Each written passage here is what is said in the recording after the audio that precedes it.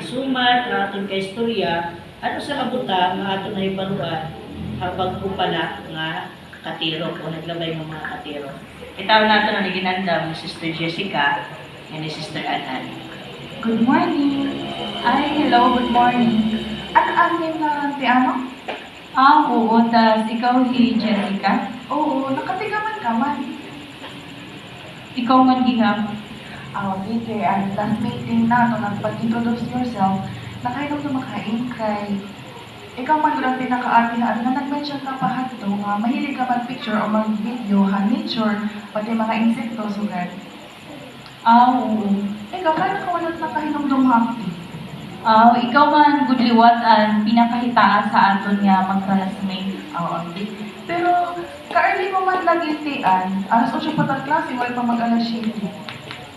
Alas 6 pa lang ang ni asya na talaga kinitikang paka-elementary nga may time pa pag-prepare so ganiyan may danag tayong recitation so makatrivia ka na na-amaze talaga ko sa madahin na early bird. Di ako liwan, in goal ko na talaga yan na mag-early kay na-motivate ang andas ko nga pag-aram about tubak. Tubak? Kaya mo liwan? Ademante, ipakita ko lugod adihain na picture. Ano kayo masisirin?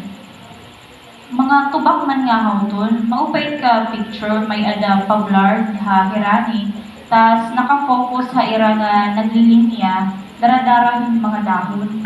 Oo, nga may video ni Watiniti, ano man, 1 minute sobra na ini. Entitled, may nagdisenyo ba ito? Paunan o nalilikayan ang mga tubak, ang traffic. Kahusay nga video, diri lagi mga tubak na babarangga ay, katon. Actually, amon inigin adman han amon las nga katero, nilalaan bang Kingdom Hall, i-gameplay ini nga video dito. Balit asya niyang na pag-hinumdumhain ha, pag-introduce yourself, nagpakilala ka nga Jehovah's Witness.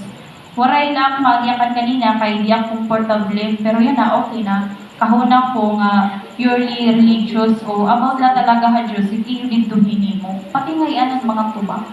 Oo, okay. Actually, mababasa ato hapulo ha Diyos sa Biblia. Diti ha Proverbios 6, versikulo 6 nga to 8. Ano comfortable diba sa English, Tagalog, waray-waray? Waray-waray. Sige, di makilang pagbasa. Sige. Pakatuha, tubak, ikaw nga hubya.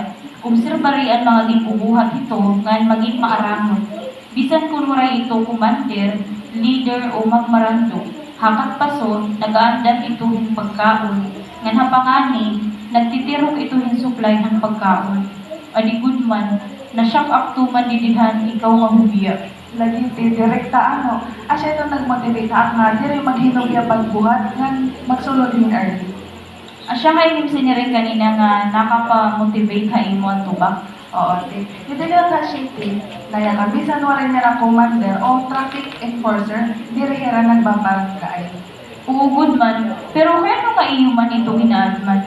Naghahatag ito ting maupay nga ehemplo. Nag-usay lang ito handa mo nga makapa-interest na among din-discuss dito. Pero hindi din may edagihap igitututo about ha Diyos sa rin pananglitan. Nagpapakita ito kung gano'ng kaganghanan ang maglalarang pinaagihap pag-obserba ang iya mga linaran. Oo, good man. Amazing manggulid nature. Asya na yun ako pag-capture ito. Pero mas nakaka-amaze ngayon nga about hot creator kaysa haniya mga creation. Oo, hindi na-agree ako kayo mo. Nailagyan talaga pag kita-kita pero kailangan ko pag-improve it ako mga ka-picture. Sunod makita ako din imo mga kuha. Bakit makashare kayo ng mga tips? Oo, God, sige. Sige, sunod. Last natin, hindi last part. Nagaandam ang mga tubak para hati-daraon. Sugad man, may maraot na panahon. Ikita, may naliwat ng kinahalan niyo mo ang pag-andam. Karoon ko dati kung hindi nga atong pag-history sunod na atong schedule. Kaya na, para mag-prepare na kita para sa presentation. Sige, God. Early laloan kita pag sulod utro. Sige, tiyan. Salamat. Makalin ako ng proper seat. Thank you, Ate, pagpasalamat mo pag-review. Thank you, Gihap. Waray problema. Maupay nga nga nagkadakin bago nga sangkay.